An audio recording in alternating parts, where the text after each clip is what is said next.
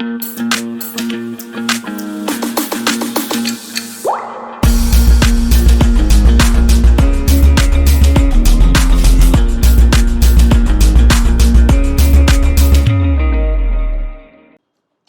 Everyone, welcome back to the layman way, जहाँ पे हम फरवरी के करंट अफेयर्स को डिस्कस कर रहे हैं फॉर यूपीएससी सीएसई प्रीलिम्स 2022.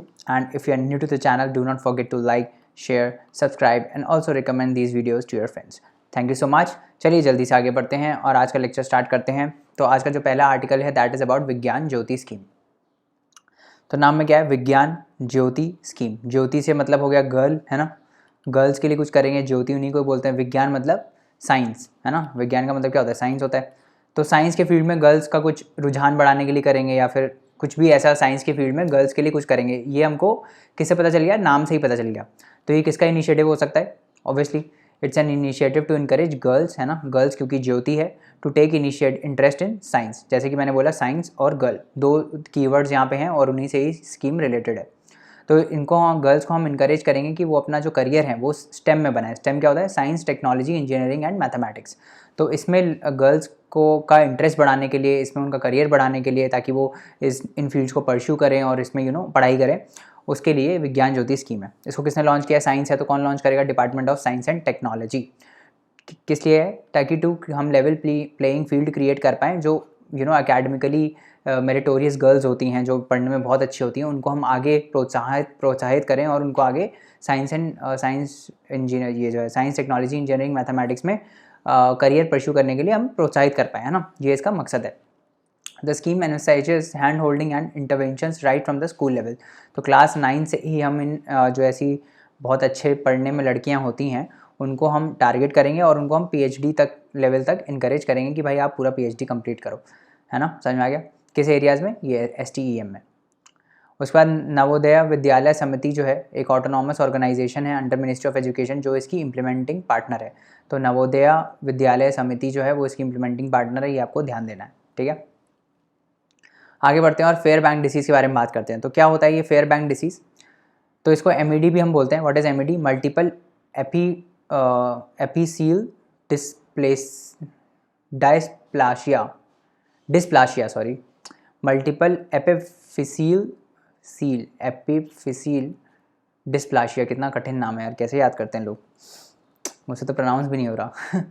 ये एक रेयर जेनेटिक डिसऑर्डर है जो 10,000 में से किसी एक बच्चे को होता है. इसमें क्या होता है? बोन्स की जो ग्रोथ है उसको बोन्स की ग्रोथ इफेक्ट होती है. अब इसमें क्या होता है? जैसे बोन्स ग्रो होती है ना, तो जैसे मैं एक हड्डी बना देता हूँ इधर, है ना. तो ऐसे मान लो हड्डी है ये, ठीक है. तो हड्डी बनती है तो कैसे बनती है? ये एंड पे क्या होता है? ये जो बोन का एंड होता है इस पर कार्टिलेज जमा होने लगता है. फिर ये जो कार्टिलेज ऐसे जमा होने लगता है और फिर ये सूखता है, मतलब कार्टिलेज, और वो फाइनली मिनरलाइज होता है और बोन में कन्वर्ट होता है. इस टाइप से बोन ग्रो होती है. अब इस डिसीज़ में क्या होता है? ये हो नहीं पाता है. ये जो क्रिस्टलाइजेशन है कार्टिलेज का, ये हो नहीं, मतलब जो ये मिनरलाइजेशन है कार्टिलेज का, ये हो नहीं पाता है. इस वजह से ये डिसीज़ आ जाती है. तो bones usually elongate by a process that involves depositing of cartilage which are flexible connecting tissues at the end of the bones. इस प्रोसेस को हम बोलते हैं ossification.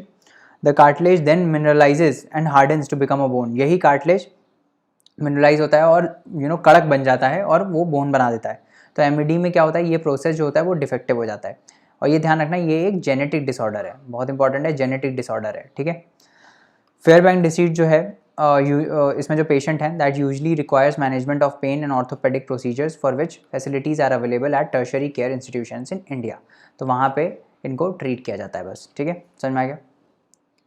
आगे बात करते हैं और एक्रोमेगैली डिसऑर्डर के बारे में बात करते हैं. तो क्या होता है ये एक्रोमेगैली? ये एक हार्मोन डिसऑर्डर है जो पिट्यूटरी ग्लैंड में जो वो होता है ना, ग्रोथ हार्मोन होता है, वो बहुत ज़्यादा प्रोड्यूस होने लगता है. तो आपको पता है कि ग्रोथ हार्मोन कहाँ से प्रोड्यूस होता है? पिट्यूटरी ग्लैंड से. तो ये हार्मोन ज़्यादा क्वांटिटी में रिलीज़ होने लगता है. तो जब भी कोई हार्मोन ज़्यादा रिलीज़ होता है बॉडी में, तो क्या होता है? उसका साइड इफेक्ट होता है. तो जैसे मान लो अगर आपके में ग्रोथ हार्मोन ज़्यादा बढ़ रहा है तो आपके अनयूजुअल ग्रोथ होने लगेगी. लेट्स से कि आपका हाथ बहुत लंबे हो गए या फिर आपका फेस बहुत लंबा हो गया, है ना. जो नॉर्मल होना चाहिए था वो नॉर्मल नहीं हो गए, ज़्यादा बड़ा हो जाएगा, है ना. तो वो ये डिसऑर्डर उसी से ही आता है कि ग्रोथ हार्मोन जब पिट्यूटरी ग्लैंड बहुत ज़्यादा रिलीज़ करने लगता है, उस वजह से क्या होता है? बॉडी में अनइवननेस आ जाती है. इसमें जैसे चाइल्डहुड में इसको बोलते हैं जिंजाटिज्म. जिंजाटिज्म मतलब एकदम जाइंट जैसा हो जाता है ना, बहुत हाइट बढ़ जाए किसी की, है ना. तो वो होता है, ये डिसऑर्डर होता है acromegaly disorder. But in adulthood, childhood में तो ये हाइट बढ़ जाती है, वो इसका इससे ग्रोथ हार्मोन जब बहुत ज़्यादा सिक्रीट होता है तो उससे हाइट बहुत ज़्यादा बढ़ जाती है। एडल्टहुड में क्या होता है, इसमें हाइट तो नहीं बढ़ती, एडल्टहुड में हाइट नहीं बढ़ती, बट बॉडी पार्ट्स जो हैं वो बढ़ने लगते हैं। जैसे आपका फेस बढ़ गया, बोन का साइज़ बढ़ गया, है ना, हैंड्स में बोन बढ़, हैंड्स का जो बोन का साइज़ है वो बढ़ गया, फेस का बढ़ गया, इसको बोलते हैं एक्रोमेगेली। तो उसमें आपको ध्यान ये रखना है कि इसमें क्या होता है, ग्रोथ हार्मोन एक्सेस में सिक्रीट होने लगता है, जिस वजह से बॉडी ज़्यादा बड़ी होने लगती है। तो चाइल्डहुड में क्या होता है, हाइट इंक्रीज़ हो जाती है, और एडल्टहुड में क्या होता है, मतलब बाकी पार्ट्स जो होते हैं वो इंक्रीज़ होने लगते हैं। ठीक है। The disorder is not inherited from a person's parents. तो ये ध्यान रखना, ये कोई जेनेटिक डिसऑर्डर नहीं है। ठीक है। सिम्टम्स क्या हैं इसके, फेस बढ़ जाता है, हैंड्स फीट ये सब बढ़ जाएंगे, आपके जॉइंट पेन होने लगेगा, थिकर स्किन हो जाएगी, डीपनिंग ऑफ वॉइस हो जाएगी, हेडेक हो जाएगा, सर दर्द होने लगेगा, आई साइड में प्रॉब्लम आ जाएगी, है ना। तो मैं आपको एक फ़ोटो दिखाता हूँ, उससे आपको ज़्यादा बेटर समझ में आएगा। तो देखो, ये था नॉर्मल इंसान, है ना। अगर इसको एक्रोमेगैली नहीं होता तो ये नॉर्मल इंसान ऐसे होता। बट क्या हुआ कि ग्रोथ हार्मोन एक्सेस सिक्रीट होने से देखो क्या हो रहा है, इसका नाक पहले यहाँ पर था तो अब ये इतना बड़ा हो गया, इसका फेस यहाँ तक आना था तो ये और बड़ा हो गया। ये एडिशनल ये इंक्रीज़ क्यों हो रहा है, बिकॉज ऑफ ग्रोथ हार्मोन जो सिक्रीट हो रहा है ना। तो पहले एक्चुअली साइड व्यू देखोगे तो इस टाइप का होना चाहिए था, बट इस टाइप का ना हो गया, ये आप देख रहे हो ना, बाहर बाहर से बढ़ गया है। तो इस वजह से ऐसा हो जाता है, नोज़ बढ़ जाएगा, है ना, लिप्स बढ़ जाएंगे, है ना, ये सब चीज़ें होती हैं। ये जो आपका फेशियल फीचर्स होते हैं वो बढ़ जाते हैं, है ना। तो इस टाइप की चीज़ें होती हैं किसमें, एक्रोमेगैली डिसऑर्डर में। ठीक है, समझ में आ गया। इंटरनेशनल कोर्ट ऑफ जस्टिस की अब आगे बात करते हैं। ये क्या है, ये एक जुडिशियल ऑर्गन है यूनाइटेड नेशंस का। इसको इस्टेब्लिश किया गया था 1945 में by the charter of United Nations, और इसने अपना काम स्टार्ट किया 1946 में। इसका सीट कहाँ पे है, कहाँ पे बैठता है, ये piece palace of Hague Netherlands. ठीक है, तो हेग नीदरलैंड्स में इसका हेडक्वार्टर्स है। इकलौता ऐसा यूनाइटेड नेशन का ऑर्गन है जिसका जो न्यूयॉर्क में लोकेटेड नहीं है। बाकी सारे भी जितने ऑर्गन्स हैं वो सारे न्यूयॉर्क में लोकेटेड है, बस इसको छोड़ के। ठीक है, जितने भी यूएन मेंबर्स हैं वो सारे इसके मेंबर्स हैं। ठीक है, जो कोर्ट होता है उसमें 15 जज सेलेक्ट होते हैं। इसमें 15 जज होते हैं जिसको इलेक्ट किया जाता है for the term of 9 years. ये आपको ध्यान रखना है, for the term of 9 years. कौन सेलेक्ट करता है, United nation general assembly and the security council इसको सेलेक्ट करती हैं। ऑफिशियल लैंग्वेज आईसीजे की कौन सी हैं, इंग्लिश और फ्रेंच है। अब इसका ये है कि ये स्टेट्स के बीच में डिस्प्यूट्स को सेटल करता है। ठीक है, the court's role is to settle in accordance with international law legal dispute settle करता है submitted to it by the states and to give advisory opinions on the legal questions referred to it by the authorized United Nations organization and its specialized agencies। तो एक तो states के बीच में कोई भी legal अगर डिस्प्यूट है तो उसको सॉल्व करता है, दूसरा एडवाइजरी रोल भी निभाता है। तो अगर कोई भी यूनाइटेड नेशंस का ऑर्गन या फिर उसकी स्पेशलाइज एजेंसी इससे कोई एडवाइस लेना चाहती है किसी लीगल क्वेश्चन पे, तो वो उनको एडवाइस देता है। ठीक है, court can only hear a dispute when requested to do so by one or more states. तो ये ध्यान रखना कि ये सिर्फ स्टेट्स कि लीगल डिस्प्यूट से डील करता है, ना कि कोई प्राइवेट सिटीज़न या प्राइवेट कॉरपोरेशन। वो आप प्राइवेट मैटर्स नहीं आ सकते। गवर्नमेंट अगर स्टेट के बीच में है डिस्प्यूट तो ही ये सेटल करता है। It can not deal with a dispute on its own. खुद से डिस्प्यूट नहीं लेता, इसके पास जाता है डिस्प्यूट तब ये उसको टेकअप करता है।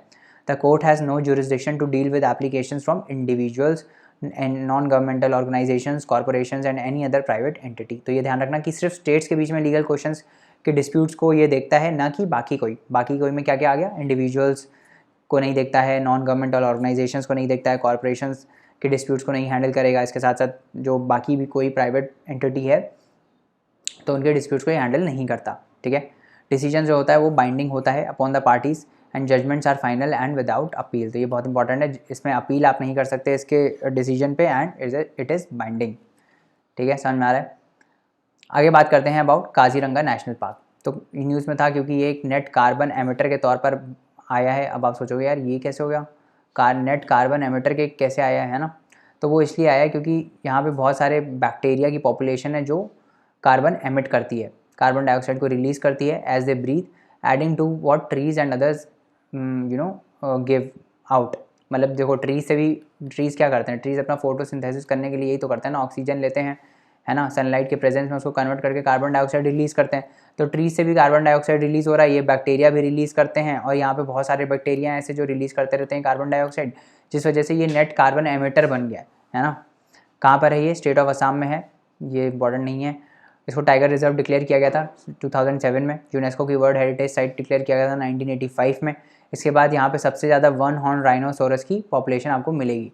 सबसे ज़्यादा डेंसिटी कहाँ मिलती है वन हॉर्न राइनोसोरस की? पोबीतोरा नेशनल पार्क में, है ना, पोबीतोरा नेशनल पार्क में मिलती है, ठीक है।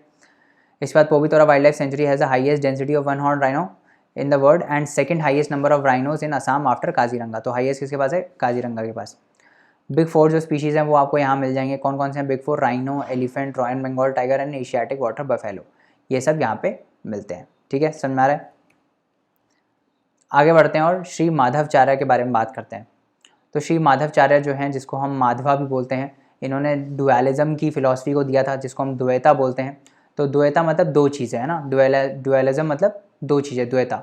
तो इन्होंने बोला कि था कि ब्रह्मांड दैट इज़ वर्ल्ड, है ना, ब्रह्मांड संसार अपना, ये अलग चीज़ है, और जो हमारा सोल है, जो हमारी आत्मा है, वो एक अलग चीज़ है। तो इन्होंने दोनों में डिस्टिंक्शन किया था, तभी इसको, इनकी थ्योरी को हम बोलते हैं डुअलिज्म। तो उन्होंने बोला था ये दोनों अलग अलग चीज़ें हैं, है ना।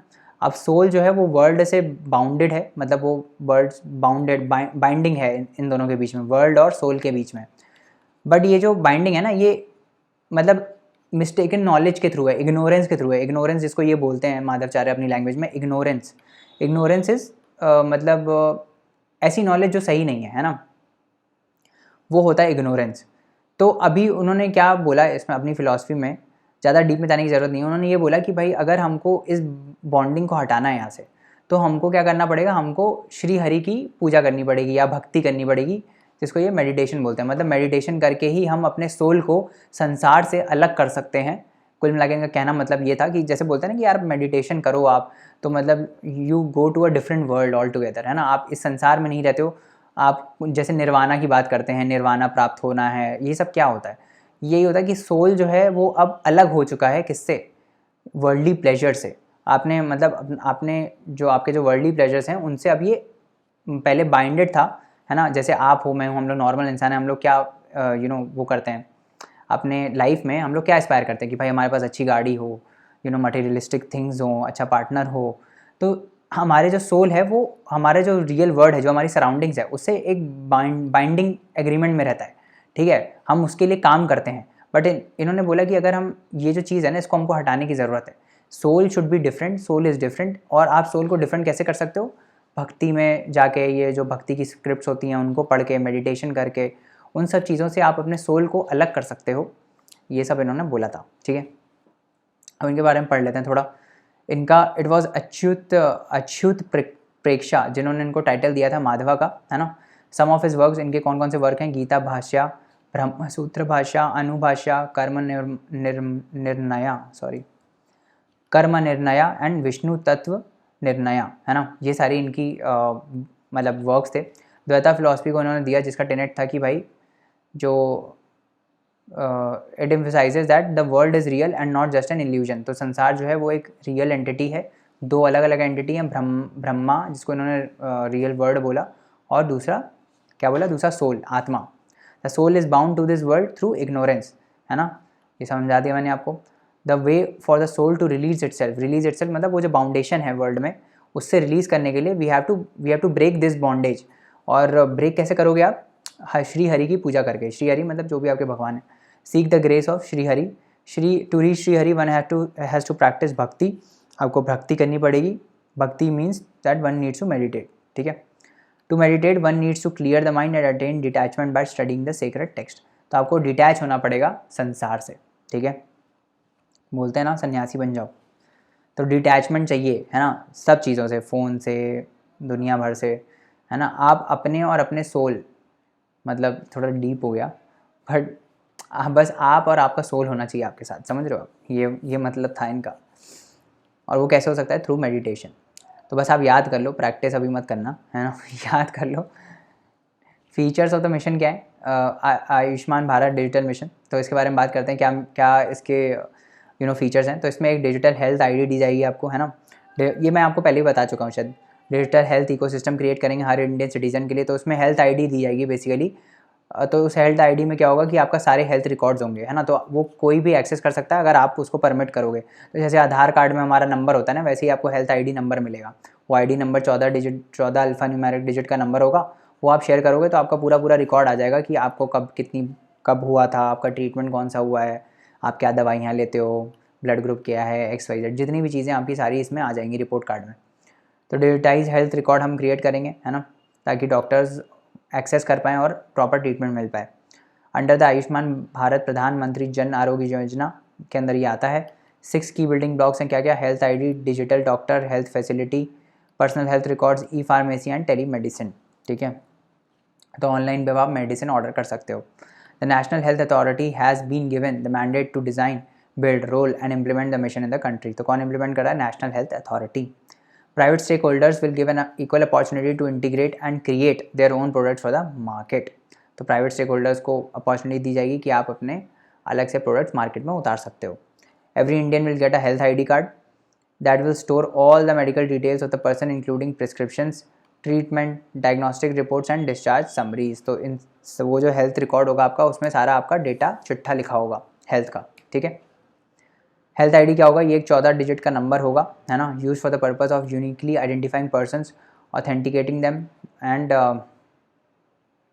Threading their health records only with their inform consent. तो आप कंसेंट दोगे तभी वो रिकॉर्ड को एक्सेस कर सकते हैं। जैसे कुछ PDFs आपने देखी होगी जो पासवर्ड प्रोटेक्टेड होती है ना, तो उसमें आप पासवर्ड डालते हो तभी वो PDF खुलती हैं। तो वो आप जब शेयर करोगे, है ना, तभी वो जो डॉक्टर है वो आपका हेल्थ रिकॉर्ड को एक्सेस कर पाएगा, नहीं तो नहीं कर पाएगा।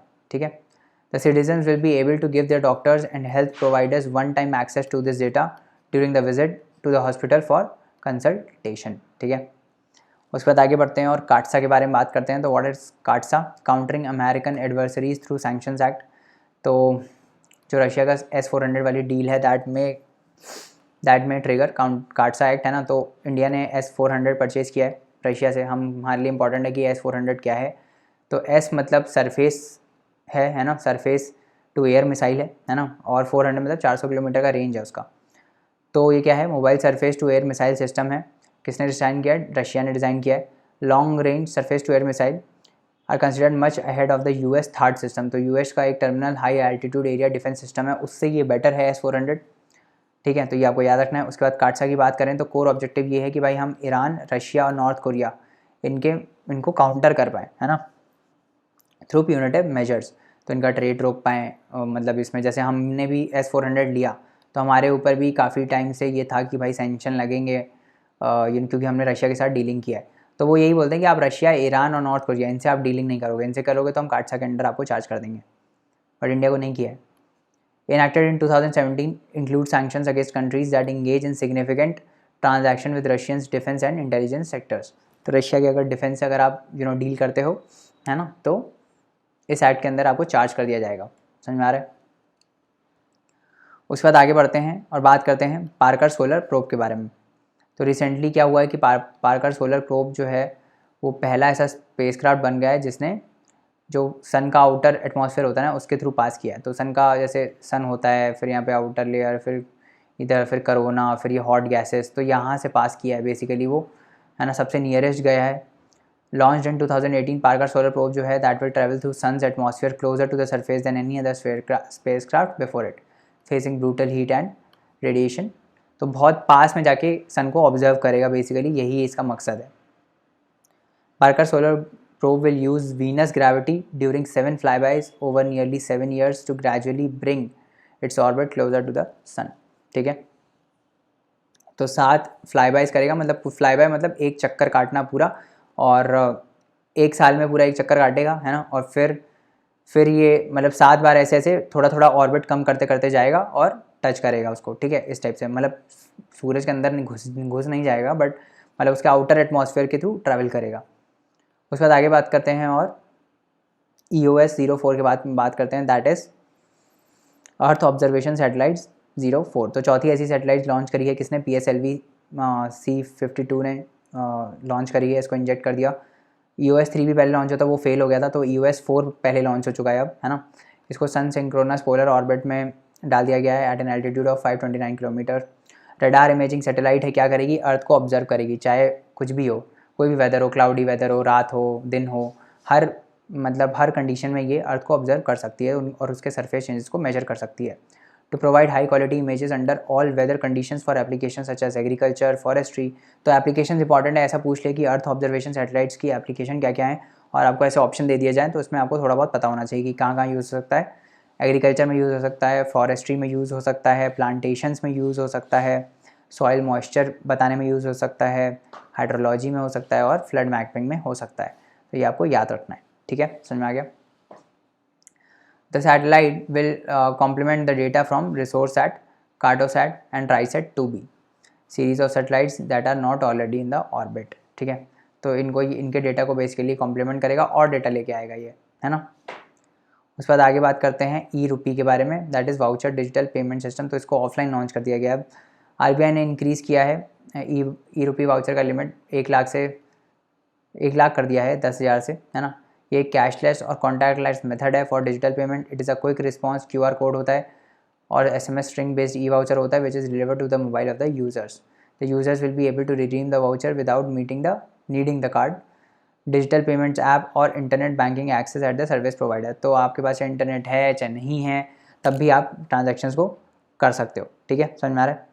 फीचर्स क्या हैं, ये पहला ऐसा है जो बाकी डिजिटल पेमेंट फॉर्मेट से अलग है। इसमें ज़रूरी नहीं है कि जिसको ट्रांजैक्शन करना है उसका बैंक अकाउंट हो, है ना, ये ध्यान रखना। E rupee does not require beneficiaries to have a bank account. तो इसमें ज़रूरी नहीं कि अगर आप ट्रांजैक्शन कर रहे हो तो आपका बैंक अकाउंट हो।